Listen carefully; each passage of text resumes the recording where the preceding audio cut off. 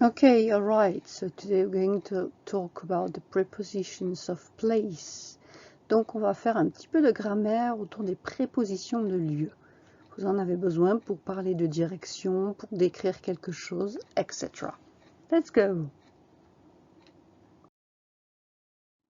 Alors, vous avez ici des images qui correspondent aux prépositions de lieu. The dog, le chien. The box, la boîte. The dog is in the box. Alors, où est-il? Première image. Near, near, à côté de. On peut dire aussi next to, next to. Near, next to. Second picture, the dog is in the box, in, dedans. Third picture, the dog is on the box, on, dessus.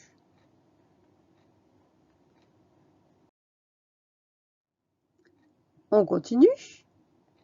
Alors, the dog is looking into the box. Into. Le chien regarde dedans la boîte. J'ai rajouté looking parce qu'il n'était pas vraiment dedans. Is looking into the box. Next picture. The dog is under the box. Under. Dessous. Last picture. The dog is in front of the box. In front of. Devant.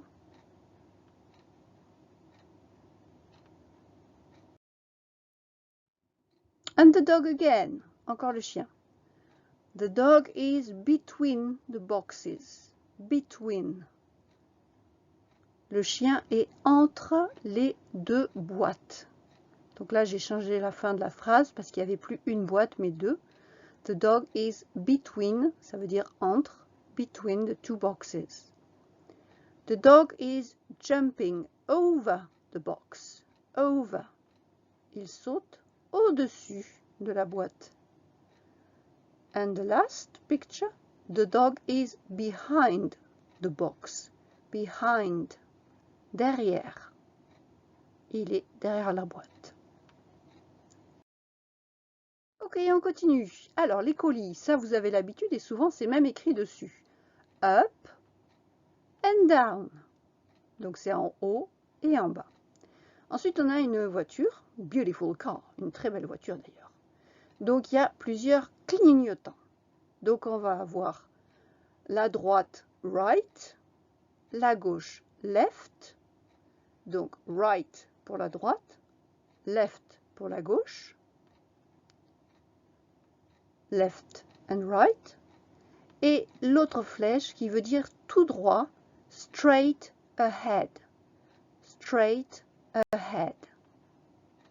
Tout droit.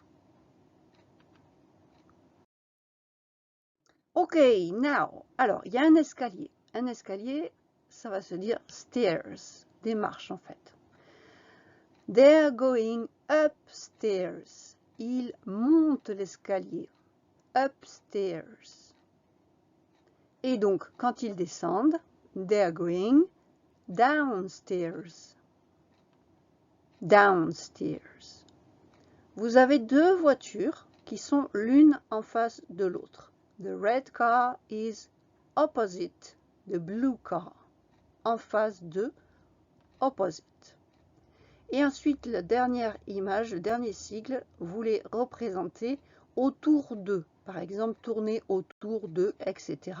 Ce sera around. Around.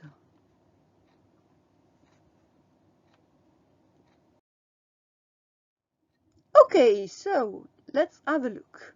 Alors ici, vous avez une salle de classe avec une maîtresse, de teacher, avec le tableau noir, blackboard. Ensuite, vous avez les élèves, students.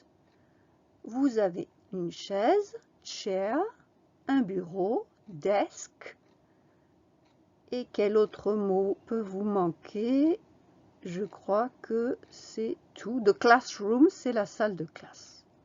Alors, je vous laisse réfléchir à quelle préposition de lieu on va bien pouvoir mettre.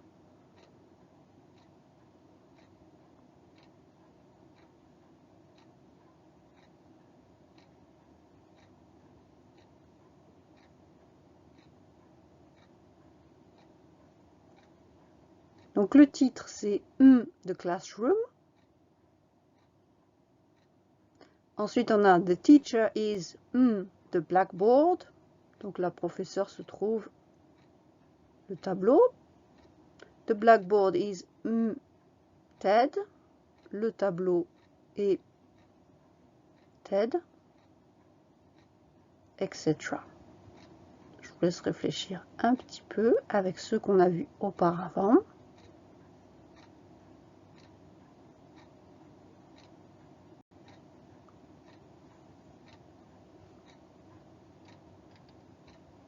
Okay, answers, let's go. In the classroom, et oui, nous nous trouvons dans la classe. The teacher is in front of the blackboard, elle est devant le tableau. The blackboard is behind Ted, le tableau est derrière Ted. Mina is next to Sue, donc Mina est à côté de Sue. Mina is opposite Mark, par contre elle est en face de Mark. Fanny is sitting on the chair, elle est assise sur la chaise. Et puis pour finir, the students are around the desk. Les élèves sont autour du bureau, around the desk. There is, qu'on peut aussi écrire apostrophe S, there are. On utilise there is ou there are pour traduire l'expression française il y a quand on veut décrire quelque chose. Par exemple, il y a un arbre dans le jardin, au singulier un arbre. There is a tree in the garden. Ou there's a tree in the garden.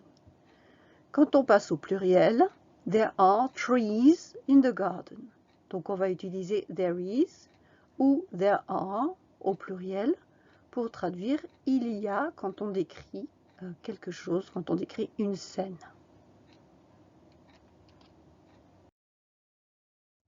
Let's have a look. It's a park. Alors, vous avez un parc ici, a park. Donc, la première phrase, in the park, there's a woman walking her dog. Dans le parc, il y a une femme qui promène son chien. Vous la voyez effectivement au premier plan. Alors, la suite. Soit vous complétez par there is, there are, soit vous complétez par une préposition de lieu. Dans, à côté, dessus. Je vous laisse réfléchir un petit peu. A bench, c'est un banc. To practice, c'est pratiquer, c'est faire. Pond, c'est une mare. Et puis, à la fin, vous avez path, c'est le sentier.